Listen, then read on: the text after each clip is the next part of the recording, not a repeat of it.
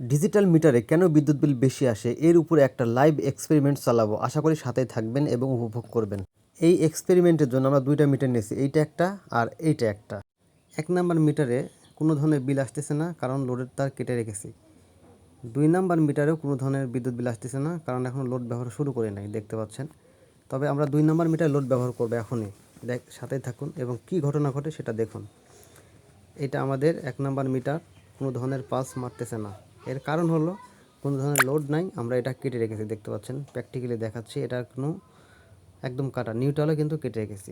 এইবার এটা 2 number metre. 2 number মিটারের লোড সাইডে আমরা এখন একটা মোটর ব্যবহার করব। এই যে আমরা মোটরের সুইচটা দিলাম, দেখতে পাচ্ছেন। 2 নাম্বার মিটারে বিদ্যুৎ বিল উঠা শুরু হয়েছে, দেখতে পাচ্ছেন, বিদ্যুৎ বিল উঠতেছে। এখন এই মোটরটা বন্ধ করে দিয়ে 1 নাম্বার মিটারের নিউট্রালের সাথে আমরা 2 নাম্বার মিটারের যে নিউট্রাল কালো তারটা আমরা জোড়া দেবো, হ্যাঁ, মানে সংযোগ দিয়ে দেবো। তাহলে কি ঘটনা ঘটে সেটা আমরা দেখব। এই যে আমরা এখন সংযোগটা দিয়ে দিচ্ছি। 2 নাম্বার মিটারের নিউট্রালের সাথে 1 নাম্বার মিটার নিউট্রাল সংযোগ দিলাম। এবার আবার মোটরটা দেব, ওকে। এইবার দেখেন 2 নাম্বার মিটারে বিদ্যুৎ বিল উঠতেছে, কারণ মোটর চলতেছে।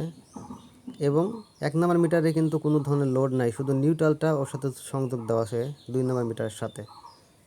তারপরে ভালো করে মনোযোগ দিয়ে দেখেন যে 1 নাম্বার মিটারেও বিদ্যুৎ বিল উঠতেছে। মনোযোগ দেন, পালস মারবে, দেখতে পাচ্ছেন পালস মারতেছে। কি বুঝলেন? তাহলে নিউট্রাল যদি 1 মিটারে নিউট্রাল যদি অন্য মিটারের সাথে সংযোগ করে দেওয়া হয় তাহলে কিন্তু বিদ্যুৎ বিল বেশি আসবে, তাই সাবধান। ধন্যবাদ ভিডিওটি দেখার জন্য।